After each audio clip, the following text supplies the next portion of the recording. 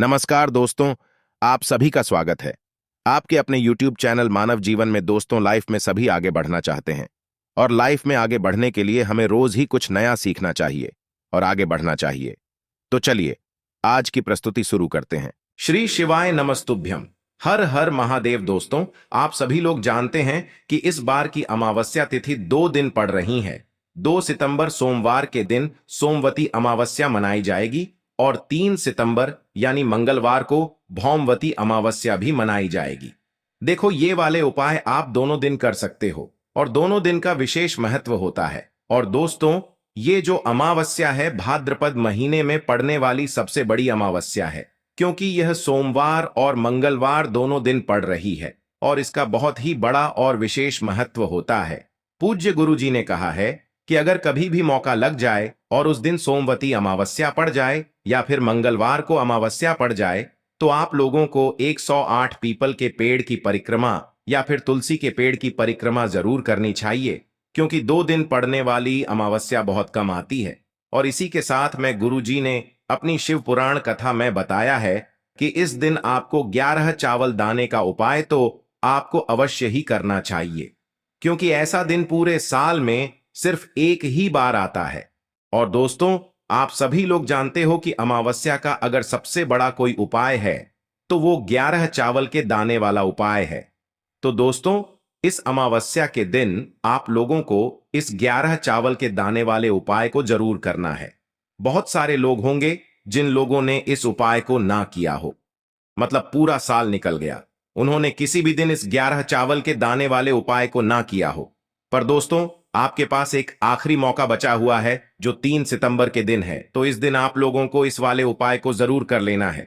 भले ही आपने पूरे महीने भर इस उपाय को ना किया हो, पर अगर आपने इस भाद्रपद महीने के भौमवती अमावस्या के दिन अगर इस वाले उपाय को कर लिया, तो आपको इस उपाय को करने का वो फल मिलेगा जिसकी आपने कभी कल्पना भी नहीं करी होगी। इसीलिए आप लोग इस वाले उपाय को एक बार जरूर कर लेना है, ताकि आप लोगों के हाथ से यह मौका ना जा सके और आपको इस उपाय को करने का फल मिल सके। दोस्तों, यह उपाय पंडित जी ने अपनी अभी की ही श्री शिव महापुराण की कथा में बताया है, जिस उपाय को आज हम आपको बहुत अच्छे से समझाने वाले हैं। इस वीडियो को देखने के बाद इस उपाय को समझने के लिए आपको कोई और वीडियो को देखने की जरूरत नहीं पड़ेगी। तो चलिए दोस्तों, उपाय को शुरू करते हैं। देखिए, यह इस भाद्रपद महीने के मंगलवार अमावस्या के दिन यह इतना खास होता है, इतना महत्वपूर्ण होता है। देखा गया है कभी कभी बड़े बड़े पूजा पाठ अनुष्ठान से जो मनोकामना पूर्ण नहीं होते, वो भाद्रपद महीने की अमावस्या के दिन एक छोटे से उपाय करने से ही आपकी मनोकामना पूर्ण हो जाती है। और बहुत सारे लोगों ने इस उपाय को किया भी है और उनको इस उपाय को करने का फल भी जरूर मिला है। अगर आप लोग भी इस उपाय को करना चाहते हैं, तो आप इस उपाय को पहले अच्छे से समझ लेना, सुन लेना, उसके बाद करना। आपको इस उपाय का फल जरूर मिलेगा। और इस उपाय को कर लेने से आपके घर में चाहे किसी भी प्रकार की दुख और समस्या क्यों ना चल रही हो, आपको उसका कारण भी नहीं पता है कि भाई यह समस्या किस कारण से चल रही है। उसका कुछ भी कारण हो सकता है, जैसे पितृदोष हो सकता है या किसी भी तरह का मंगल दोष भी हो सकता है। तो इस दिन आप लोगों को यह वाला उपाय कर लेना है। यह एक ऐसा उपाय है जिस उपाय को अगर किसी विशेष दिन पर किया जाए, तो भाई उस विशेष दिन का जो है वह तो हमें मिलता ही मिलता है, पर हमने उस दिन पर इस उपाय को किया है तो हमें उससे भी बड़ा फल मिलता है और फल बहुत जल्दी मिलता है, क्योंकि आप इस उपाय को बहुत ही बड़े और विशेष दिन पर कर रहे हो। तो चलिए अब उपाय के बारे में बात करते हैं, लेकिन उससे पहले आप लोगों को यह जानना आवश्यक है कि आखिर यह उपाय किस समय करना है, किसको करना है और कैसे करना है। तो चलिए हम आगे आपको वीडियो में एक एक करके बता देते हैं। लेकिन उससे पहले अगर आप लोग हमारे चैनल पर पहली बार आए हैं या फिर मेरी आवाज आज पहली बार सुन रहे हैं, तो हमारे चैनल को सब्सक्राइब जरूर कर लेना और इस वीडियो को लाइक करके कमेंट बॉक्स में श्री शिवाय नमस्तुभ्यम ओम नम शिवाय जरूर टाइप कर देना। तो दोस्तों, इस 11 चावल के दाने वाले उपाय को हमें इस अमावस्या के दिन कैसे करना है, किसको करना है, किस समय करना है और कहां पर करना है, ये सारे सवालों के जवाब आपको इस वीडियो में मिल जाएंगे। और जो ये वीडियो देखेगा भाई, उसको 11 चावल के दाने वाला उपाय जरूर करना चाहिए। क्योंकि इस दिन एक चावल के दाने का भी बहुत ही बड़ा और विशेष महत्व होता है। और जब बात आ जाए 11 चावल के दाने की, तो ये सोने पे सुहागा वाली बात हो जाती है और ये एक बहुत ही बड़ा उपाय हो जाता है इस भौम अमावस्या का। तो अब दोस्तों, इस 11 चावल के दाने वाले उपाय को आखिर करना किसको है, सबसे पहले हम लोग वो बात जान लेते हैं। तो देखो, घर की जो बड़ी माताएं बहनें होती हैं, उन माताओं बहनों में से कोई भी एक बड़ी माता बहन इस वाले उपाय को कर सकती है। और दोस्तों, अगर आप चाहें तो अपने घर में से सभी सदस्यों को भी इस उपाय को करवा सकते हैं। अगर किसी व्यक्ति की खुद की कोई मनोकामना है, खुद की कोई दुख और परेशानी है जो कि वह अपने लिए ही करना चाहता है इस वाले उपाय को, तो वह खुद अपने लिए भी कर सकता है। बाकी अगर कोई घर में से ऐसा है जो कि अपने पूरे घर परिवार की सुख और शांति के लिए ये वाला उपाय करना चाहता है, तो भाई वह भी कर सकता है, उसमें भी कोई दिक्कत वाली बात नहीं है। कहने का मतलब यह है कि इस उपाय को हर एक सदस्य भी कर सकता है और पूरे घर परिवार के सदस्य के लिए घर की बड़ी माताओं बहनों में से कोई एक माता बहन भी कर सकती है। माताएं बहनें अगर घर में उपस्थित न हो या वो यह वाला उपाय न कर पा रही हो, तो फिर घर का कोई बड़ा सदस्य भी इस 11 चावल के दाने वाले उपाय को कर सकता है, चाहे फिर वह पुरुष ही क्यों ना हो, उसमें कोई भी दिक्कत वाली बात नहीं है।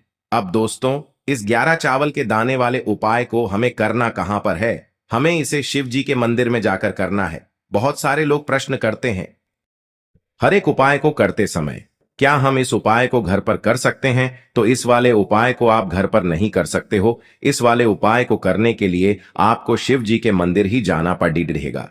उसके बाद में दोस्तों, जो अगला प्रश्न निकल कर आता है वो यह आता है इस उपाय को लेकर कि आखिर इस उपाय को हमें किस समय करना है, सुबह के समय करना है कि शाम के समय करना है। तो देखो, इस वाले उपाय को आप लोग सुबह के समय भी कर सकते हो और शाम के समय प्रदोष काल में भी कर सकते हो। अब अगर आप पूछो कि भाई सबसे उत्तम समय कौन सा रहेगा इस 11 चावल के दाने वाले उपाय को करने का, तो हम आपसे बस यही कहेंगे कि इस उपाय को आप सुबह के समय करेंगे तो ज्यादा बेहतर होगा। बाकी अगर प्रदोष काल शाम के समय भी करेंगे तो भी अच्छा होगा, उसमें कोई भी दिक्कत वाली बात नहीं है।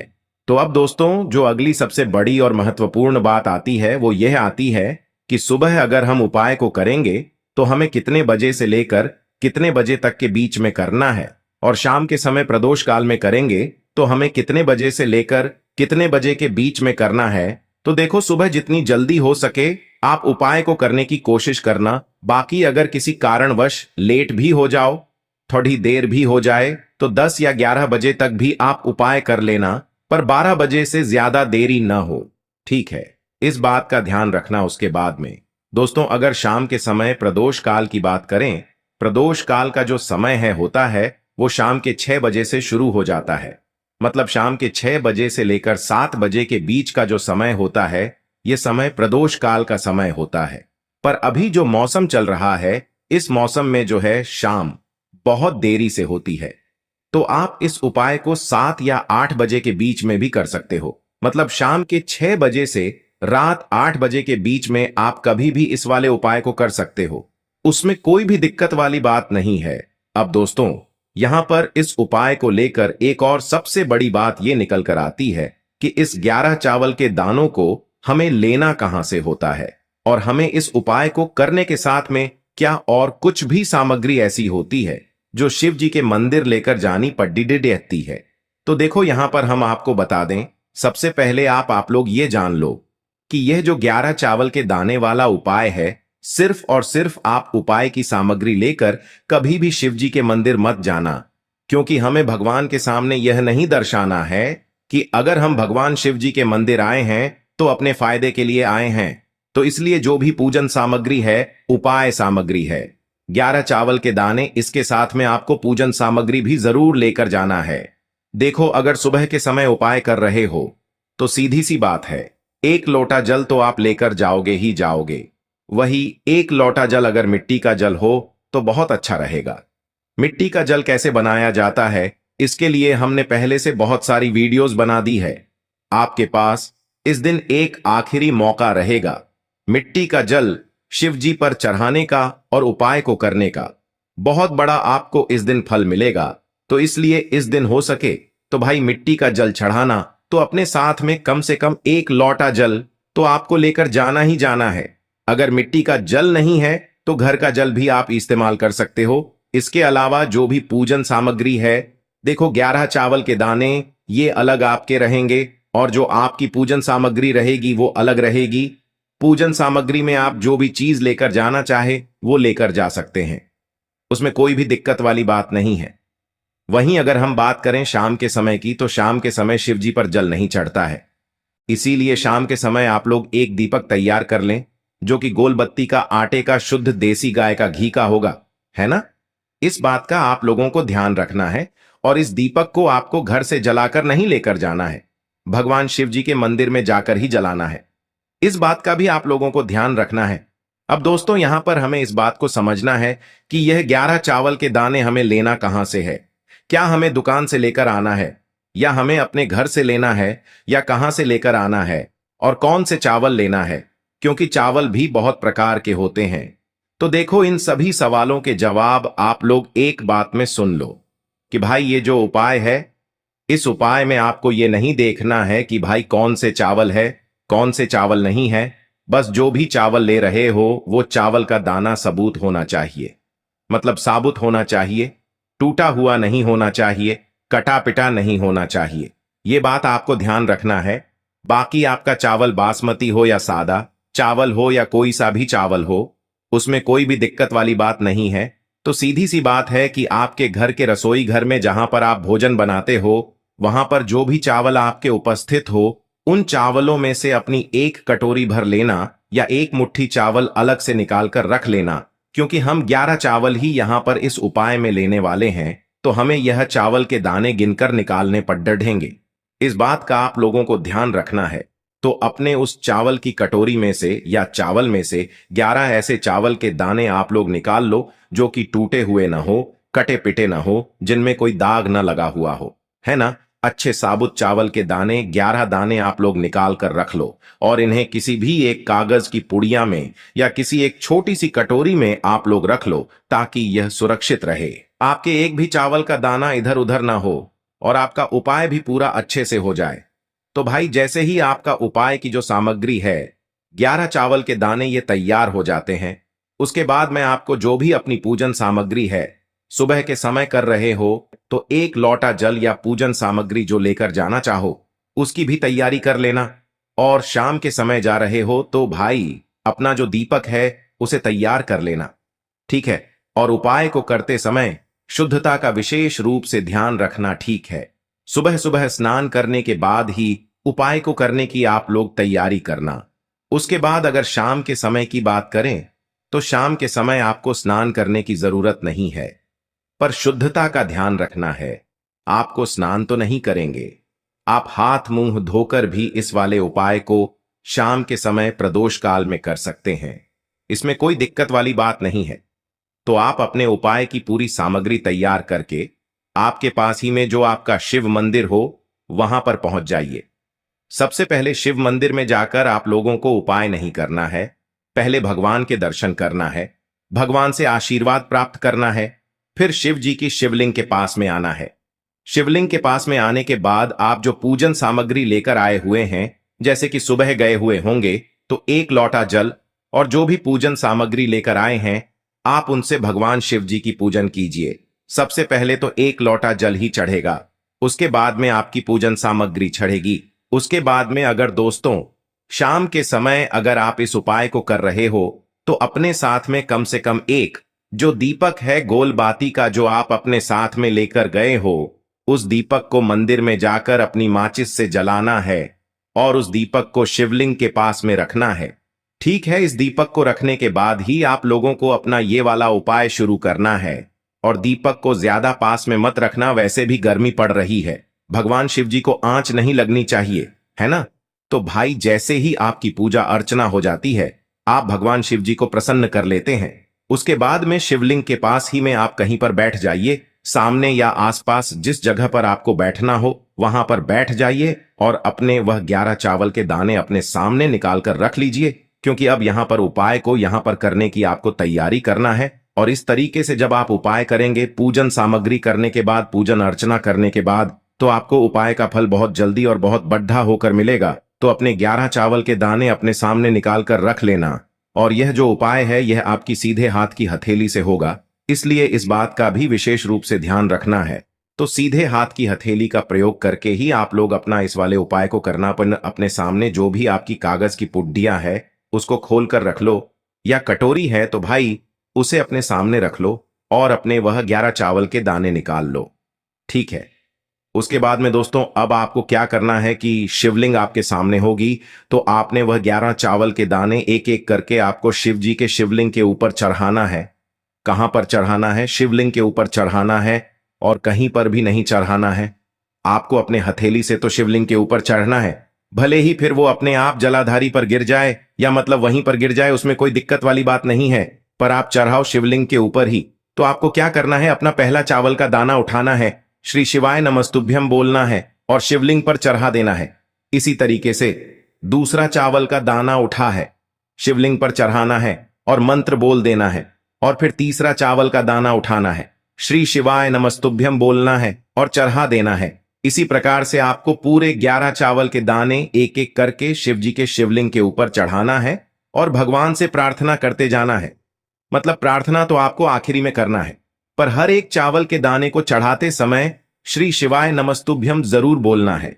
उसके बाद ही में यह चावल का दाना शिवलिंग के ऊपर आपको चढ़ाना है।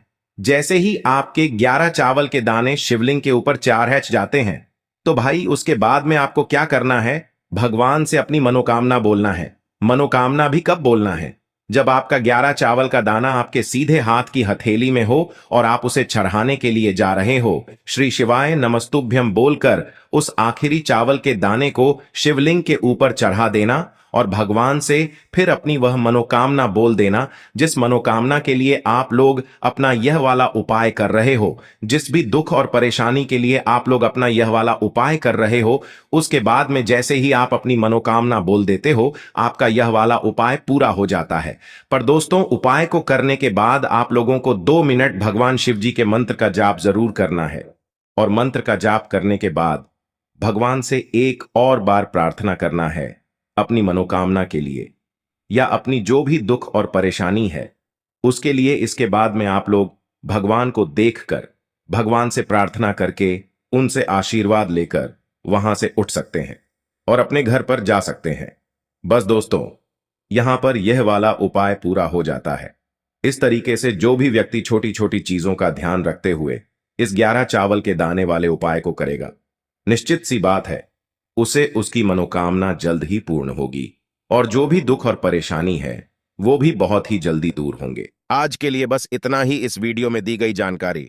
अगर आपको अच्छी लगी हो तो प्लीज हमारे चैनल मानव जीवन को सब्सक्राइब करें, लाइक करें, और हमारे वीडियो में अंत तक बने रहने के लिए धन्यवाद।